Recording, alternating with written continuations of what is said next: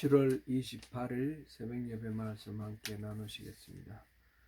함께 은혜 나누실 말씀은 누가복음 24장 36절에서 43절까지 말씀입니다. 누가복음 24장 36절부터 43절까지 봉독하겠습니다. 이 말을 할 때에 예수께서 친히 그들 가운데 서서 이르시되 너희에게 평강이 있을지어다 하시니 그들이 놀라고 무수하여 그 보는 것을 영으로 생각하는지라. 예수께서 이르시되 어찌하여 두려워하며 어찌하여 마음에 의심이 일어나느냐. 내 손과 발을 보고 나인 줄 알라. 또 나를 만져보라. 영은 살과 뼈가 없으되 너희 보는 바와 같이 나는 있느니라. 이 말씀을 하시고 손과 발을 보이시나 그들이 너무 기쁨으로 아직도 믿지 못하고 놀랍게 여길 때에 이르시되 여기 무슨 먹을 것이 있느냐 하시니 이에 구운 생선 한 토막을 드리니 받으사 그 앞에서 잡수시더라. 아멘. 누가복음 24장에서는 누가가 주님께서 부활하신 증거들을 차례대로 보여주고 있습니다. 그 첫 번째 증거는 주님의 빈 무덤이었습니다. 주님은 분명히 십자가에서 숨지셨습니다. 주님의 시신은 아리마대 사람 요셉에 의해서 바위에 판 무덤에 장사되었습니다. 무덤은 큰 바위로 확실하게 봉인되었습니다. 마태복음에 의하면 산헤드린의 요청에 의해서 빌라도는 경비병을 보내서 주님의 무덤을 지키게 하였습니다. 그 누구도 무덤 안으로 들어갈 수도 없었고 무덤에서 나올 수도 없었습니다. 그렇게 사흘째가 되었습니다. 안식 후 첫날 새벽에 주님의 시신에 향품을 바르기 위하여 무덤을 찾았던 여러 여인들은 주님의 무덤이 비어 있는 것을 확인하였습니다. 무덤을 막았던 바위는 굴러져 열려 있었고 무덤 안에 주님의 시신은 없었습니다. 생각해 볼 수 있는 가능성은 둘뿐입니다. 누군가가 시신을 옮겼든지 아니면 그 시신이 다시 살아나서 나왔든지 둘 중에 하나입니다. 예수님의 시신을 누군가가 훔쳐갔다라는 설은 대제사장 측에서 만든 거짓 소문에서 비롯되었습니다. 마태복음에 의하면 큰 지진이 나며 주의 천사가 돌을 굴려내어 지키던 자들이 떨며 죽은 사람과 같이 되었다 라고 마태복음 28장 2절에서 4절 기록되어 있습니다.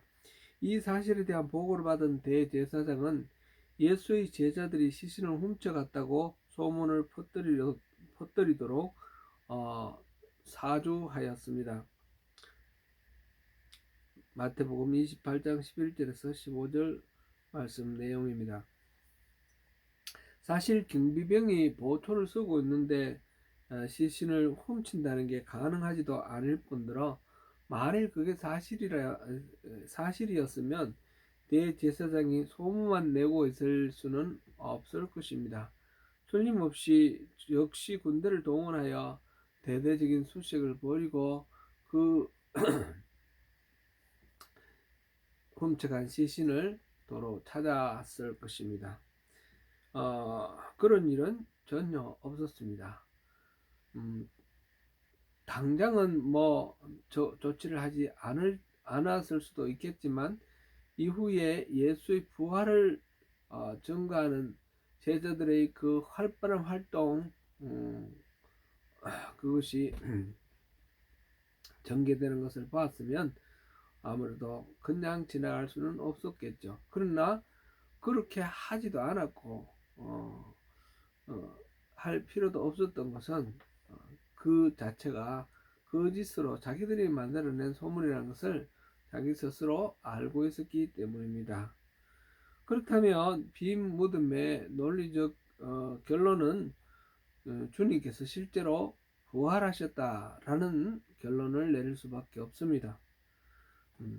두 번째 증거는 천사들의 증언입니다. 빈 무덤을 목격한 여인들이 무슨 영문인지 몰라 어리둥절하며 근심하고 있을 때 천사가 나타나서 주님이 살아나셨다라고 알려주었습니다. 뿐만 아니라 천사들은 주님이 살아계실 때 여러 차례 예고하셨던 바 그 순환과 그 부활의 그 말씀을 들려주었습니다.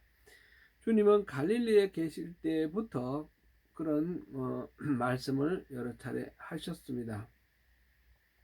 천사의 말을 들었을 때에 여인들은 비로소 그 주님께서 하셨던 말씀이 생각이 나고 이 모든 상황이 납득이 되었습니다.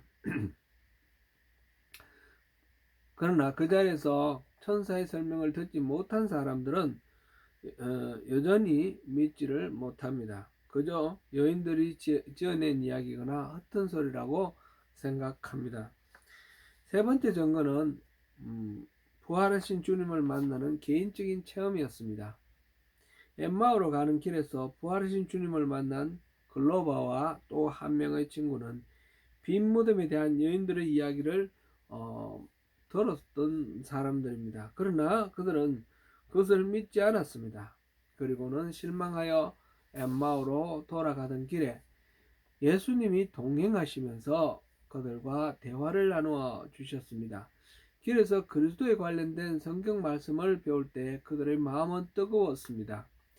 주님과 함께 성찬을 나누면서 그들의 눈이 밝아져서 주님인 줄을 알아보게 되었습니다. 그때 예수님은 그 자리에서 보이지 않았습니다.